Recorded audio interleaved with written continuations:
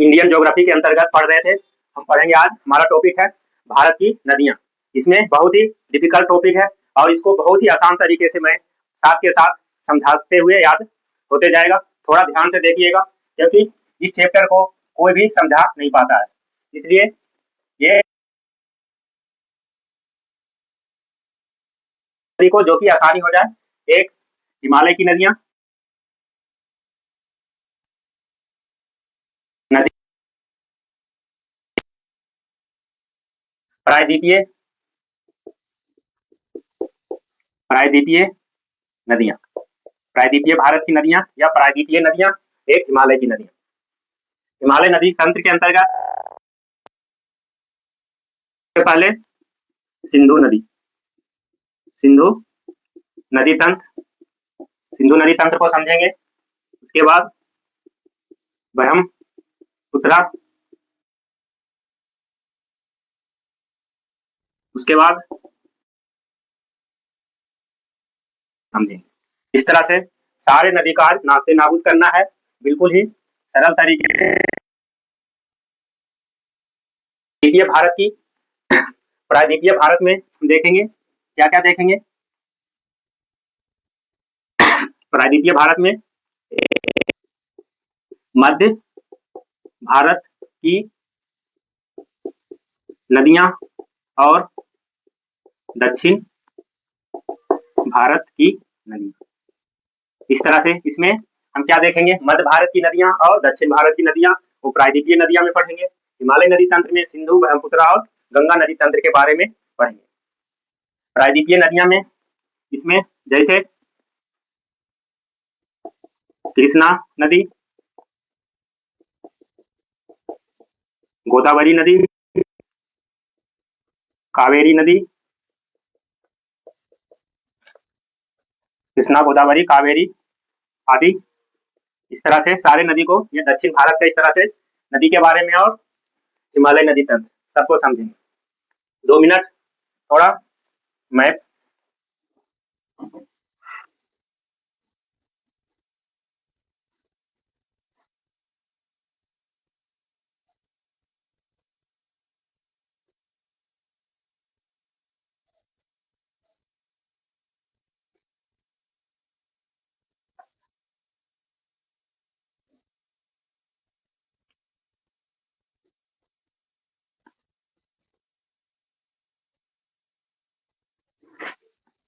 लो, ये मेरा भारत का मैप बन गया।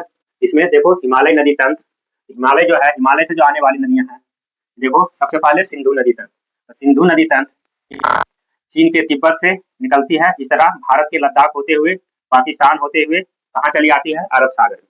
इधर हमारा क्या है, अरब सागर, और इधर बंगाल की खाड़ी। इस तरह से अरब सागर में सिंधु नदी, ब्रह्मपुत्रा नदी चीन से ही, यहीं से निकलती है। इस तरह से चीन में बहते हुए भारत के अरुणाचल प्रदेश, असम होते हुए बांग्लादेश, यहाँ पर हमारा बांग्लादेश है, बांग्लादेश होते हुए ये बंगाल की खाड़ी में चली जाती है। एक है गंगा नदी तंत्र। गंगा नदी का उद्गम भारत में ही उत्तराखंड से निकलती है और उत्तर प्रदेश, बिहार, उत्तराखंड, उत्तर प्रदेश, बिहार और पश्चिम झारखंड, पश्चिम बंगाल होते हुए बांग्लादेश में होकर ये क्या हो जाती है, ब्रह्मपुत्रा नदी से मिलकर बंगाल की खाड़ी में आ जाती है। तो इस तरह से 3 नदी तंत्र इधर है। और आगे दक्षिण भारत की नदी, दक्षिण भारत में देखते हैं गोदावरी नदी। देखो यहाँ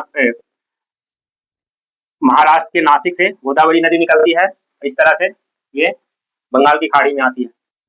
गोदावरी नदी के बाद आती है कृष्णा नदी। कृष्णा नदी भी बंगाल की खाड़ी में आती है। ये एक गोदावरी, एक कृष्णा, हमारा ये एक नदी यहाँ से आती है, नदी पेन्नार, एक नदी पेन्नार नदी के बाद एक नदी है कावेरी नदी। कौन सी नदी है, कावेरी, एक नदी कावेरी। एक नदी और है यहाँ पर, और इस तरह से एक नदी और है ताम्रपानी नदी। इस तरह से ये दक्षिण भारत की नदी है भैया। कौन कौन, गोदावरी, कृष्णा, पेन्नार, कावेरी, वैगई और ताम्रपानी। ये दक्षिण भारत की। उसके बाद हम देखेंगे मध्य भारत की, क्योंकि प्रायद्वीपीय नदियां में एक दक्षिण भारत की नदी और एक मध्य भारत यहाँ से निकलती है, झारखंड से। वो आती है कहाँ, बंगाल की खाड़ी में, का नाम है दामोदर नदी। कौन सी नदी? दामोदर नदी। उसके बाद एक नदी आती है स्वर्ण रेखा नदी, स्वर्ण रेखा नदी। उसके बाद एक और नदी है तरनी नदी। कौन सा है? बैतरनी नदी। उसके बाद है एक ब्राह्मणी नदी, ब्राह्मणी नदी। इस तरह से एक जो है महानदी, इस तरह से इधर ये हो गया महानदी। इधर देखो एक बार समझते हैं। सबसे पहले मानसरोवर जो उधर से निकलती है, कौन सी? सिंधु नदी। सिंधु नदी, एक ब्रह्मपुत्रा नदी, ब्रह्मपुत्रा नदी या ब्रह्मपुत्र नदी, एक गंगा नदी। इस तरह से ये हमारा हो गया हिमालय की नदियां, और ये मध्य भारत और दक्षिण भारत की नदी। कौन कौन सा? दामोदर नदी, स्वर्ण रेखा नदी, बैतरनी नदी, ब्रह्मणी नदी, महानदी, एक गोदावरी नदी, कृष्णा नदी, पेन्नार नदी, कावेरी नदी, बैगई नदी और ताम्रपानी नदी। इस तरह से सारे नदी के बारे में पढ़ेंगे। सबका उद्गम स्थल कहाँ से है, इसकी सहायक नदी कौन कौन सी है, सबको बहुत ही विस्तार से अभी इसकी चर्चा करते हैं। सबसे पहले सिंधु नदी तंत्र को हम समझते हैं विस्तार से। अभी 2 मिनट एक लिख लीजिए, उसके बाद मिटा के हम देखते हैं आगे। अब क्या देखना है? सिंधु नदी क्या देखना है अब अगला? सबसे पहले सिंधु तंत्र देखो, समझते हैं। सिंधु नदी अभी बताया था कहाँ से निकलती है, हमारा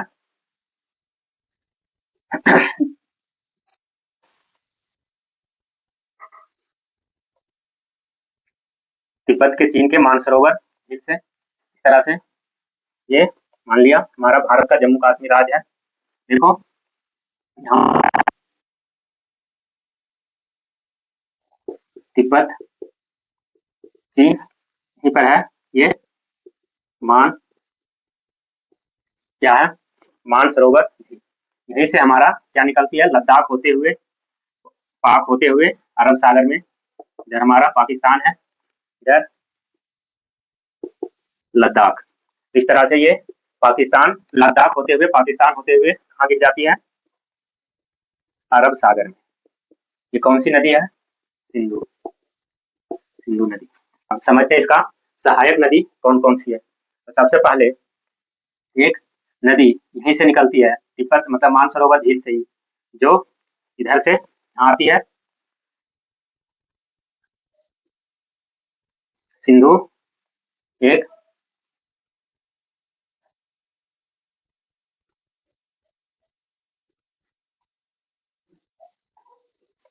सिंधु, सिंधु नदी का सहायक नदी, 5 सहायक नदी है।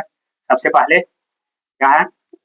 हाँ, झेलम, फिर चिनाब, एक नदी है रावी। सिंधु, झेलम, चिनाब, रावी। एक है ब्यास नदी। इस तरह से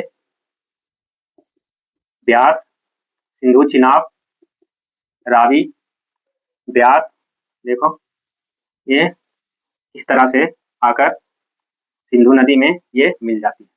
यहाँ से ऐसे मिल जाती है, ये ऐसे। तो समझो क्या है, एक नदी सिंधु नदी लद्दाख होते हुए कहाँ तक? पाक होते हुए अरब सागर में आ जाती है।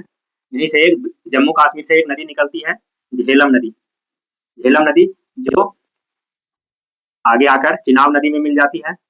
एक झेलम, चिनाब, रावी, ब्यास। एक नदी है हमारा ये सतलज, सतलज नदी। देखो झेलम, चिनाब, रावी, ब्यास और सतलज। देखो यहाँ पे ये 1 2 3 4, ये 4 नदी का तो उद्गम स्थल कहाँ है? इंडिया ही है। और 2 नदी का उद्गम स्थल कहाँ हो गया? तिब्बत चीन के मानसरोवर झील से। इस तरह से ये 5 कहाँ आकर मिलती है? पाकिस्तान में आकर सिंधु नदी से और अरब सागर में जाती है। तो इसी तरह से ये सिंधु की 5 सहायक नदी, इसी को पंजाब नाम पड़ा है। पंजाब राज्य में 5 नदी बहती है, पंजाब का नाम इसी नदी के नाम पर पड़ा है, पंजाब। 5 नदियों का संगम होता है पंजाब में। तो इस तरह से झेलम, चिनाब, रावी, ब्यास। अब देखते हैं इसका उद्गम स्थल और मुहाना। मुहाना मतलब होता है नदी कहाँ पर आकर गिरती है, उद्गम मतलब कहाँ से ये शुरू होती है। इस तरह से देखो ये है चिनाब नदी। चिनाब नदी, चिनाब नदी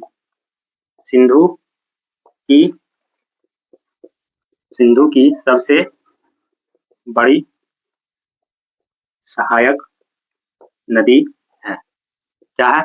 चिनाब नदी सिंधु की सबसे बड़ी सहायक नदी है। इस तरह से एक पॉइंट मतलब ये याद रखना है कि सिंधु की सबसे बड़ी सहायक नदी चिनाब नदी। अब ये मुहाना, ये पता ही अरब सागर इधर है। मुहाना उद्गम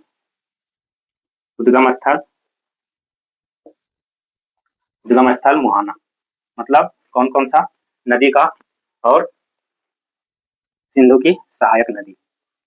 देखो एक मिनट में से याद करते हैं। उद्गम स्थल मतलब नदी कहाँ से उद्गम होती है। तो सिंधु नदी का उद्गम स्थल कहाँ है? तिब्बत के मान सरोवर झील। तिब्बत के मानसरोवर झील। मुहाना मतलब ये कहाँ गिरती है? अरब सागर में।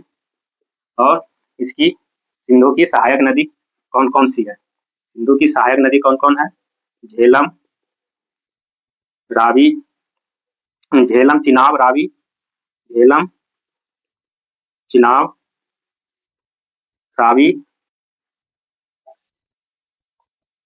ब्यास की 5 सहायक नदी है। झेलम, चिनाब, रावी, ब्यास, सतलज, मुहाना ये अरब सागर में गिरती है। और तिब्बत के मानसरोवर झील में क्या होती है? इसकी उद्गम स्थल है, मतलब जहाँ से नदी सिंधु नदी निकलती है। इस तरह से ये सिंधु नदी तंत्र हुआ। आगे इसमें और थोड़ा देखते हैं। अब देख सबसे पहले सिंधु नदी 3 देशों से बहती है। 3 देशों से होकर बहती है। कौन कौन? चीन, भारत और पाक। इस तरह से चीन, भारत और पाक 3 देशों से बहती है। और देखो सिंधु नदी के दाएं तट पे मतलब ऊपर की तरफ सिंधु नदी के दाएं तट पर सिंधु नदी देखो चीन के मानसरोवर झील से निकलती है, भारत के लद्दाख होते हुए, पाक होते हुए और अरब सागर में गिरती है। ये ध्यान रखना है। सिंधु नदी तंत्र का झील है कौन कौन सा? एक सिंधु नदी और एक सतलज नदी। सिंधु नदी और सतलज नदी दोनों नदी कहाँ से निकलती है? मानसरोवर झील से। और जो बीच की ये 3 नदी है, 4 नदी है, झेलम, चिनाब, ब्यास और रावी, ये तीनों उद्गम स्थल जम्मू कश्मीर ही है, भारत भी है। इस तरह से हमारा क्या हो गया? ये सिंधु नदी तंत्र ये हुआ। आगे देखते हैं इसमें और क्या क्या बनता है। एक बार और देखो सिंधु नदी तंत्र समझ लेते हैं क्या है। सबसे पहले सिंधु नदी कहाँ? तिब्बत चीन के मानसरोवर झील से निकलती है, भारत के लद्दाख केंद्र शासित प्रदेश होते हुए कहाँ पाक होते हुए अरब सागर में मिल जाती है। एक तो ये हो गया। इसकी 5 सहायक नदी है। सिंधु नदी की कितनी सहायक नदी है? झेलम, चिनाब, ब्यास, रावी, ब्यास, सतलज। झेलम, चिनाब, रावी, ब्यास, सतलज ये क्या है? सिंधु की 5 सहायक नदी है। इसकी उद्गम स्थल तिब्बत के चीन से है, मानसरोवर झील है। इसकी मुहाना मतलब कहाँ पर नदी आकर मिलती है, खत्म होती है, तो अरब सागर में आकर खत्म होती है। इसकी 5 सहायक नदी 3 देश से बहती है, चीन, भारत और पाकिस्तान।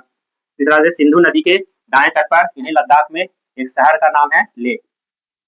ठीक है, यहाँ था क्वेश्चन में कि ले शहर किस नदी के तंत्र बीच बसा हुआ है? तो सिंधु नदी के इधर दाएं तट पे।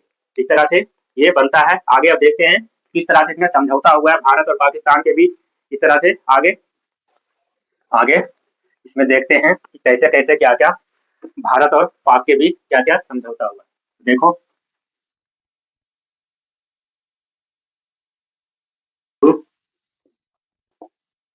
पाकिस्तान के बीच 19 सितंबर 1960 को राष्ट्र को सिंधु जल समझौता हुआ था। क्या हुआ था? सिंधु जल समझौता हुआ था। इसमें क्या क्या हुआ था देखो, एक इधर पाक भारत, तो पाक का जो है तत्कालीन राष्ट्रपति, पाकिस्तान के तत्कालीन राष्ट्रपति अयूब खान, तत्कालीन पीएम जवाहरलाल नेहरू, तत्कालीन पीएम जवाहरलाल नेहरू और अयूब खान के बीच समझौता हुआ। में क्या निर्णय लिया गया? ये कि तीन नदी जो है कहाँ पाकिस्तान मतलब यूज करेगा जल, और तीन नदी का भारत। देखो कौन कौन नदी है।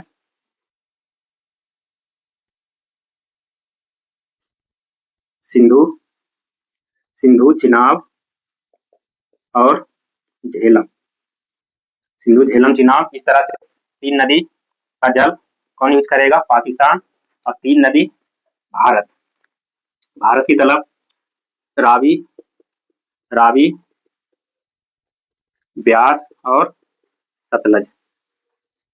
रावी, ब्यास, सतलज, इस तरह से इसमें सिंधु चिनाब झेलम का जो है 80% जल कौन यूज करेगा? पाकिस्तान। और 20% क्या है? भारत।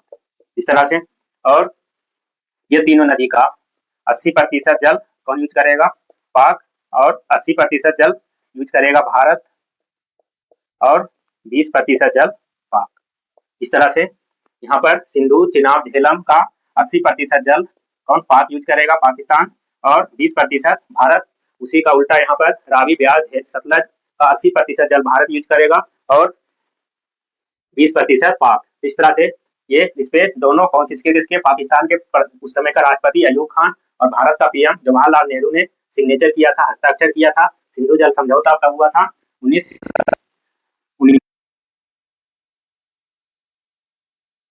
नदी विवाद को खत्म किया गया था, जो कि अभी तक भी इसमें विवाद है। और इस तरह से ये बहुत ही कठिन टॉपिक और इम्पोर्टेंट टॉपिक है। इस तरह से अगर हम सही से समझेंगे, एक भी क्वेश्चन इससे पेपर में नहीं छूटेगा, क्योंकि सारे जो एग्जाम ओरिएंटेड दिया गया है, फालतू कुछ भी नहीं बताया गया।